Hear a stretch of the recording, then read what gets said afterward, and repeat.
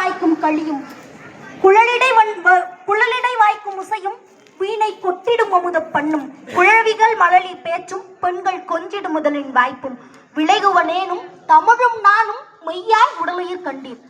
காமராஜரின் கேப்லான்.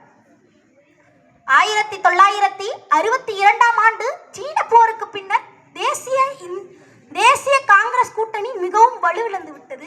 மக்களுக்கும் அமைச்சர்களுக்கும் இடையேயான தொடர்பு இலகுவாக குறைந்து வந்தது. அமைச்சர்கள் அனைவரும் நிர்வாக பணியில் மட்டுமே கவனம் செலுத்தினர். மக்களை யாரும் நினைவில் கொள்ளவே இல்லை, கண்டு கொள்ளவே இல்லை. அவர்கள் யாரோ நாம் யாரோ போல இருந்தனர். காங்கிரசுடைய நிலைமை மக்களிடையே மோசமடைந்து வந்தது. இதனை சரி செய்ய காமராஜர் காங்கிரசுக்கு ஒரு திட்டத்தை பரிந்துரைக்கிறார். அந்த திட்டம் தான் கேப்லான். கேப்லான் அப்படின்னா ஒண்ணுமே கிடையாது.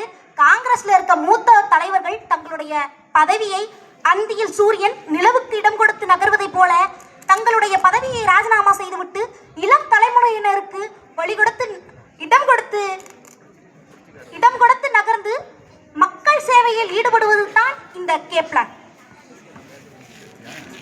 இந்த கேப்லானை வந்துட்டு காமராஜரே தமிழகம்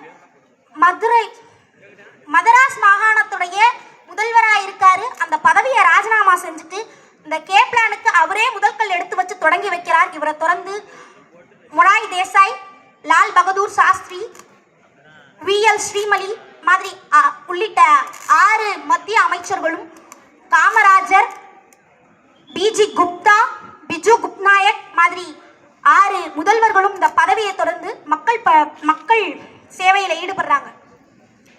இப்படி மக்கள் சேவையில ஈடுபடுறதால மோசமடைந்த காங்கிரஸ் மறுபடியும் பழைய நிலைமைக்கு வருது.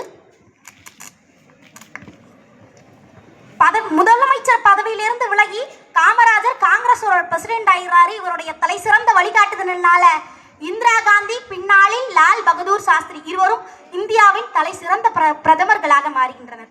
இதுவே அவருக்கு கிங் மேக்கர் அப்படின்ற ஒரு சிறப்பு பெயரை பெற்றுக் கொடுக்குது. நெல்லும் உயிரென்றோ நீரும் உயிரென்றோ மன்னன் உயிர்த்த மலர்தலை உலகம். அதாவது ஒரு நாட்டில் இருக்க செல்வமும் அந்த நாட்டுக்கு உயிர் கிடையாது. அங்க இருக்க உணவும் உயிரில்லை, பொருளும் உயிரில்லை, நீரும் உயிரில்லை. அந்த நாட்டில் இருக்க மன்னன் எப்படி இருக்கான், அவன் மக்களுக்கு என்னென்ன செய்யறான், மக்களுக்காக தன்னுடைய நேரத்தை எந்த அளவு செலவழிக்கிறான், மக்களை நினைச்சு எந்த அளவு திட்டம் தீட்டுறான், இது மட்டும்தான் அந்த நாட்டுடைய உயிர். அது நம்ம தமிழ்நாட்டுக்கு காமராஜர் மூலமா மிகவும் சிறப்பா இருந்திருக்கு. கருவியும் காலமும் செய்கையும் செய்யும் அறிவினையும் மாண்பது அமைச்சு. அதாவது ஒரு மன்னன்றவன் எப்படி ஆட்சி புரியணும்னா தன்கிட்ட என்ன கருவி இருக்கு, அதை எந்த நேரத்துல பயன்படுத்தணும், யார்கிட்ட பயன்படுத்தணும். சுருக்கமா சொல்லணும்னா இடம், பொருள், ஏவல் இது 3த்தையும் பார்த்து செய்யணும். அதை காமராஜர் ரொம்ப சிறப்பா செய்திருக்காரு. குடித்தலையை கோளூச்சும் மாநில மன்னன் அடித்தலையை நிற்கும் உலகு. இந்த குறளுக்கு ஒரு சிறந்த எடுத்துக்காட்டு சொல்லணும்னா கண்டிப்பா அது காமராஜரா தான் இருக்க முடியும்.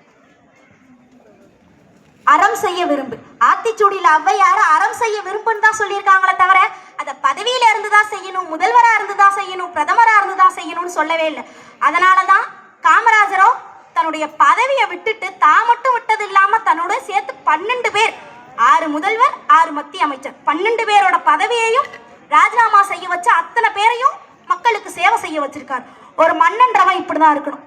காமராஜர் கிட்டத்தட்ட 9 வருஷம் வந்து தமிழகத்தையே தன் வசம் வச்சிருந்திருக்காரு. தமிழகத்தோடைய கஜானா சாவி இவர்கிட்ட இருந்திருக்கு. ஆனாலும் அவருக்காக என்ன சொத்து சேர்த்து வச்சிருப்பாருன்னு நீங்க நினைக்கிறீங்க? 4 கதர் வேட்டி, 4 சட்டை, அதுக்கு 4 துண்டு, ஒரு பேனா, படிக்கிறதுக்கு கொஞ்சம் புத்தகம், சமையல் பாத்திரம் சிலது, சட்டப்பையில 100 ரூபா பணம், வங்கி கணக்குல 125 ரூபா, இது எல்லாத்தையும் வைக்கிறதுக்கு ஒரு மரப்பெட்டி. இவ்வளவுதான் அவர் வச்சிருந்த 9 வருஷம் தமிழ்நாட்டோட முதல்வரா இருந்திருக்காரு. அவர் வச்சிருந்த கடைசி காலத்துல அவருக்குன்னு அவர் வச்சிருந்த சொத்து இதுதான். காமராஜர் யாருக்குமே இவங்களுக்கு சலுகை கொடுக்கணும், அவங்களுக்கு சலுகை கொடுக்கணும் அப்படிலாம் நினைச்சதே கிடையாது. அதுக்கு ஒரு உதாரணம் சொல்லணும்னா காமராஜருடைய நெருங்கின உறவினர் ஒருத்தவங்க அவர் காமராஜரை பார்க்க வராங்க. பார்த்துட்டு தம்பி நீங்க கொஞ்சம் பரிந்துரை கடிதம் கொடுத்தா நல்லா இருக்கும், என் பிள்ளைக்கு அரசு வேலை கிடைச்சிடும் அப்படின்னு சொல்லிட்டு வராங்க. அதுக்கு காமராஜர் சொல்றாரு, திறமை இருந்தா வேலை கிடைக்கட்டும், சந்தோஷம் தான், ஆனா என் பேரை சொல்லிட்டுலாம் இங்க யாருக்கும் வேலை கிடையாது, கிளம்புங்க அப்படின்றாரு. இதுவே வேற யாராவது இருந்தா என்ன பண்ணியிருப்பாங்க, ஆஹா தெரிஞ்சவங்களாச்சு பண்ணலாமே நல்லா இருக்குமே அப்படின்னு ஒரு ரெக்கமெண்டேஷன் லெட்டர் எழுதி கொடுத்துருப்பாங்களா? நம்ம காமராஜர் பார்த்து பண்ண செயலை பார்த்தீங்களா? நேர்மையை பத்தி 100 புத்தகம் எழுதலாம், 1000 மேடையில பேசலாம். ஆனா காமராஜரோட வாழ்க்கை அப்படின்றது ஒரு நேர்மையின் வரலாற்று களஞ்சியம் அப்படின்னு தான் சொல்லணும். அந்த அளவு நேர்மையா இருந்திருக்காரு நம்ம காமராஜர். என்ன பேசுறதுன்னு தெரியல. நான் எடுத்த பாயிண்ட்ஸ் எல்லாத்தையுமே வந்து ஹெச்எம் சாரும் நம்ம ஜேஎம்எஸ் சாரும் மாறி மாறி போட்டி போட்டு பேசிட்டு போயிட்டாங்க. அதனால முடியும் என்று உன்னை நம்பு, முடியும் என்று உன்னை நம்பு.